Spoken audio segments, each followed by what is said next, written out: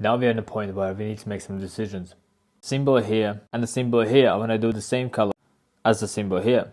It's going to be in red color. Same as this, going to go in red. Probably before we do the red, we need to do the black as we have here. I need to probably get here. Also the forehead here will be in blue color, same as here, like bluish. The light blue will be mixed. But I have a feeling that I need to do the reds first, because I have a feeling where if I do these in red and then I add the blue will not gonna destroy the red. But if I have a feeling if I do all this in light blue and then this is light blue and then I do the red is gonna destroy the blue and the blue will not gonna be blue anymore. So what we're gonna do is black, red, red, blue. The main light source is actually here. It's behind her where the light comes this way. So these edges are basically highlights. And all we are looking now is her shadow side. So all behind her will be nice and vibrant and she becomes the muddy, dirty shadow side.